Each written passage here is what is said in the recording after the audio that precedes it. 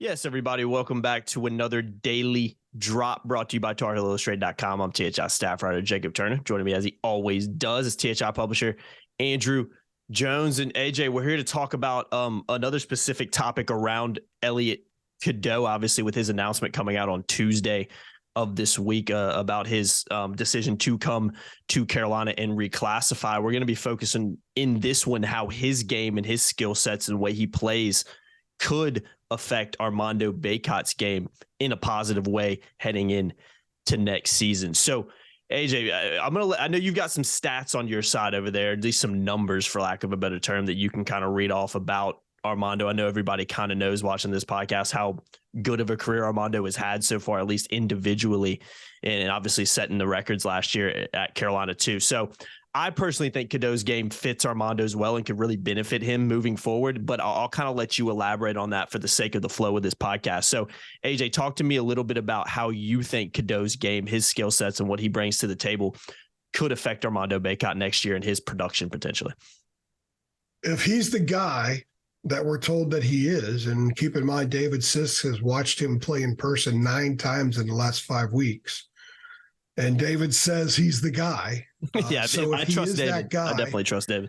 If he is that kind of distributor and game manager and the kind of wizard passing the ball that he could find teammates just like that. And David also says he anticipates well, so he could see something happening before it actually happens, which is a tremendous trait for a point guard.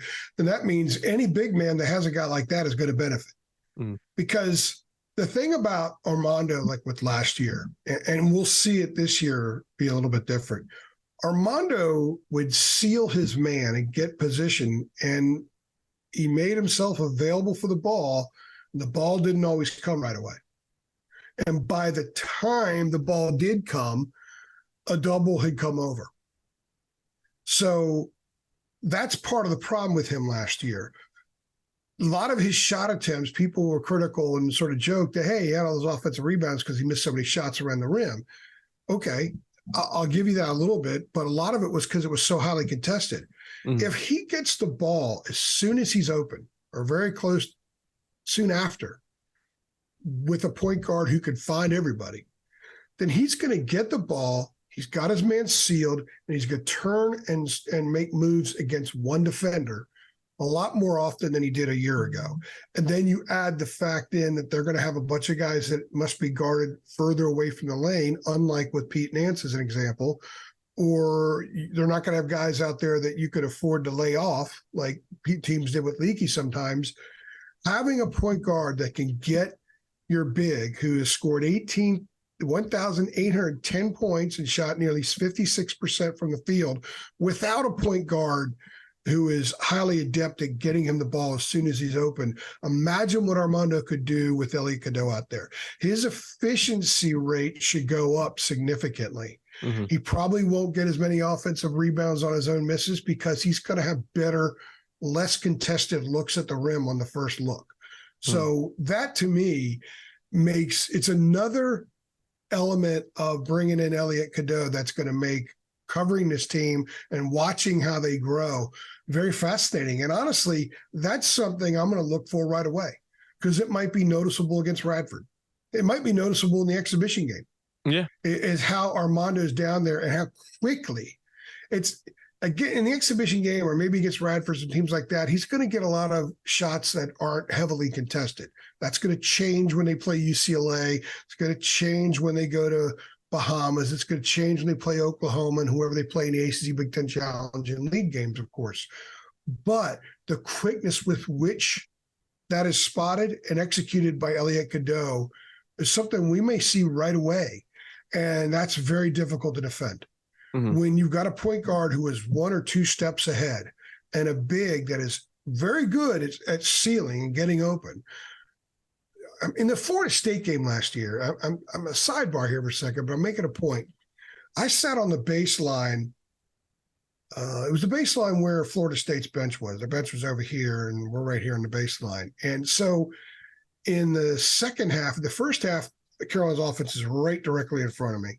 In the second half, they were on the other side of the court. And I can't tell you how many times I saw Armando get post position down the block, and didn't get the ball. He scored 1 point that night. Only had a few shots. He should have gotten more attempts because he should have gotten the ball more in those scoring situations. I think he'll have those opportunities more now moving forward. So he very well could be more productive, certainly more efficient. And if teams are forced to drop and double because he's having a highly efficient, highly productive game, that means they're leaving something else open. They're saying we've got to stop that before we stop something else out there. And I think that works to Carolina's advantage. So the effect of this isn't just Armando's numbers, it's everything else. Yeah, 100%. I think it's fascinating to kind of talk about in a lot of ways because we haven't, at least on paper, Carolina hasn't really had that kind of pass first point guard that we assume Cadeau will be based on his game right now. They haven't really had a guy like that even going. You kind of have to go back really to Kendall Marshall kind of era, because I think that's where the comparisons come out too. And I was actually, while you were talking, trying to go and look at some stats, because when I'm trying to compare it to something in your recent memory, how can we look at this and say, well, how did this person's game maybe affected by a guy like Kendall Marshall? And my mind immediately went to the likes of Tyler Zeller, John Henson, when Kendall Marshall kind of came into the fold.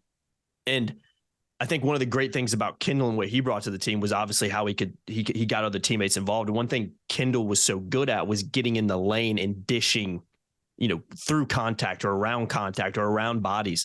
And that opened so many easy baskets for some of the bigs like Henson and like Zeller during those windows. And it was obviously a reason why Carolina, that especially that 11-12 team, was so highly talked about, of the what ifs, for a lot of a better way, with Kendall getting hurt. So my mind automatically went to that. And we've got to cover. I've been around even at THI since Armando's first year. My first real year covering a team from kind of start to finish was Armando's freshman year, the COVID year as well.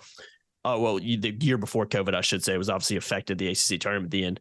And Armando hasn't had a pass first point guard. Carolina hasn't had that, like I said, in a long time. And for me, when you've got a guy like that, like you hit on, I think it's only a positive for a guy like Armando. And not only is it a positive for a guy like Armando, I think it's a positive for the whole team. And I think because you've got shooters around him in Cormac Ryan and RJ Davis and Harrison, you've got scorers that are going to stretch the floor as well. Like if Ingram's your 4, AJ, I don't foresee Ingram going down and posting guys up at that 4 position his size. Maybe he does it a little bit. Maybe he tries to bring it into his game a little bit, but he's going to be stretching the floor at that 4. And to me, that opens the game up even more for Armando. We just go look at the Brady Manick year with how successful Armando was.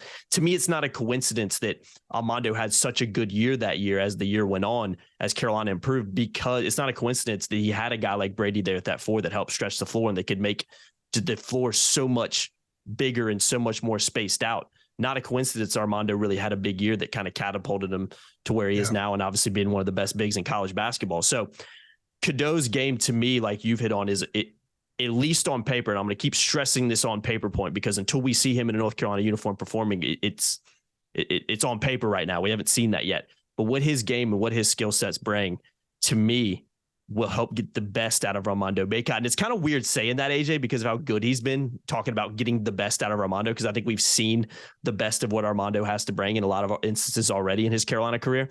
But to me, I think fifth-year guy like him, bringing in a freshman point guard, it's not only just them two, AJ, it's the guys around them as well. I think the team just seems a little bit more balanced offensively, especially. That, to me, and kind of combining all those factors, I really think Armando could even take maybe a little bit step higher than what he's already brought, because of the team, because of the point guard he'll have around him. I think Carolina fans should really be excited about what Cadeau's impact not only could be on the rest of the team, but directly and really focus on Armando. I think that could be a real match made in heaven right there. Yeah, and it's not just being a pass first point guard. A lot of point guards are pass first, but they don't create a lot. Yeah. I think with Cadeau being more of a scorer than Ed Cota and Kendall Marshall were, he's going to force defenses to move. Mm-hmm. So he's a guy who can score. So if he has to score first sometimes, I think he'll be able to do that.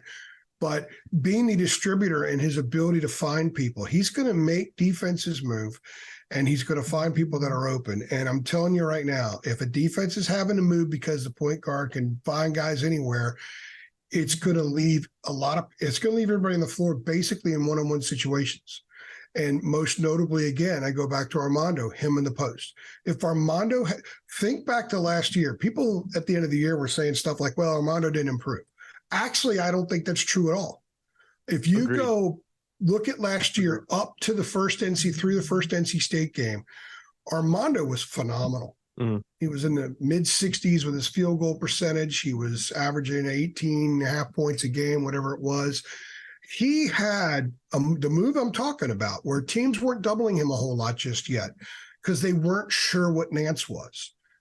Leakey hit some early threes last year, so teams were respecting. Leakey was in the 40 to mid 30s to 40% 3-point range for a long time last year. Mm-hmm. He was in the 40% range, I think, when we went to New York for the game at Madison Square Garden. He was hitting some stuff. So Armando was in a ton of isolated situations where he got entry passes, he turned and he scored. He has that 2-dribble move that he had developed, and also that move from just outside the lower block on usually the left baseline. He created a move that he had worked on in the offseason and was using it. A lot of that went away, especially when he would turn and try to make the move and there was another defender there. So he has the ability to score in myriad ways around the basket. I think will add to what we've seen. And now he has a guy that could get him the ball damn near as soon as he's open. And that's the key. That's going to raise the efficiency level of this team significantly, because a lot of people watching this, a lot of people listening to this, they swear by the world of Dean Smith. Well, Dean wanted you to score as close to the basket as possible.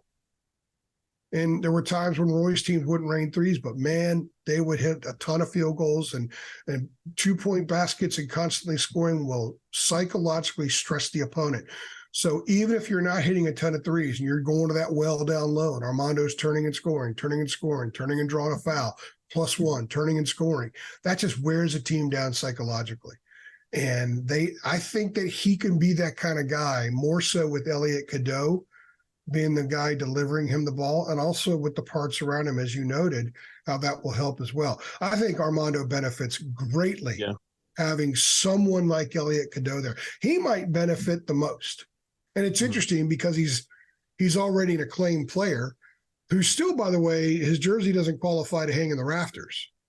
Mm-hmm. So if he has that kind of year, if he gets a lot of turn and score buckets because so many dudes are helpless to defend him, and he gets the ball so quickly, that will help him in his pursuit of ACC Player of the Year, which would get him in the rafters, or first or second team All-American, which would get him in the rafters. So I think Armando has a lot to benefit from this, no doubt about it.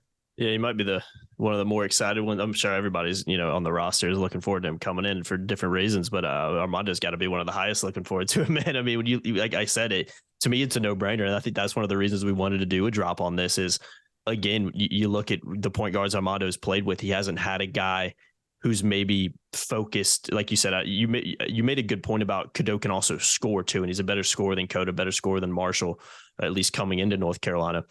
I think that's a positive. I had a point I wanted to make, but AJ, I'm going to save it to another daily drop I was going to talk a little bit about some things surrounding Cadeau's game and how it maybe impacts some other ones, because I know we're going to kind of do a separate podcast on how his game as a whole affects the entire UNC team coming in next year. So I'll save that point for this podcast. But again, to wrap this their one up, offensive approach, right? Their offensive approach, and how that shifts, and something as well talking about. I want to mention in that podcast too how Cadeau's ability to score a little bit better than those guys, to me, is a positive when you consider what he's coming into. That pressure of scoring is not there. He's not going to be a guy that Carolina's relying on. Okay, you're the point guard now. I need you to give me like 15 a game.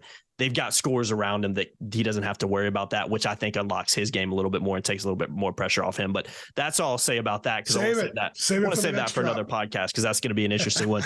We'll go ahead and wrap this one up, AJ, because to me, I don't think there's too much more to talk about.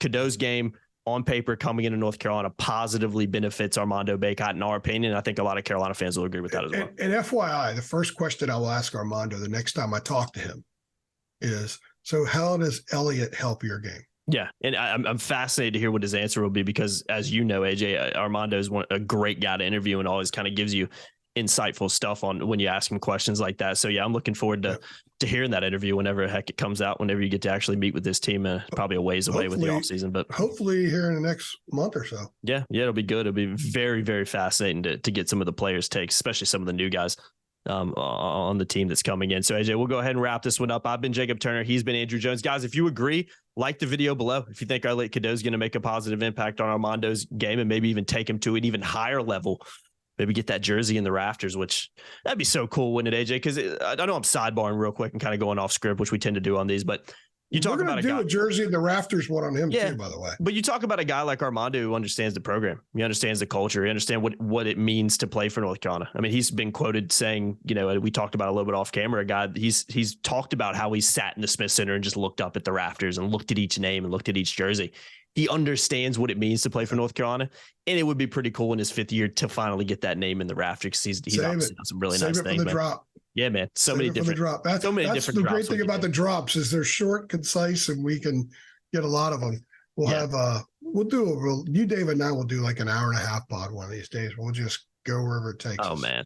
God, I'm looking forward to that because I think I could sit here and go off script for another 30 minutes with different avenues and things that are going through my head right now. We'll save it for the drop, like AJ said. Again, I've been Jacob Turner. He's been Andrew Jones. We want to hear from you guys. Make sure you get involved. Twitter, Facebook, on our website, TarHeelIllustrated.com. We want to hear your opinions about this topic and about each daily drop topic that we put out. All the links are below to get involved. And again, we want to hear from you guys. So make sure you do that. Like, share, subscribe, hit the notification bell as well. See you on the next one. Thanks. Thanks.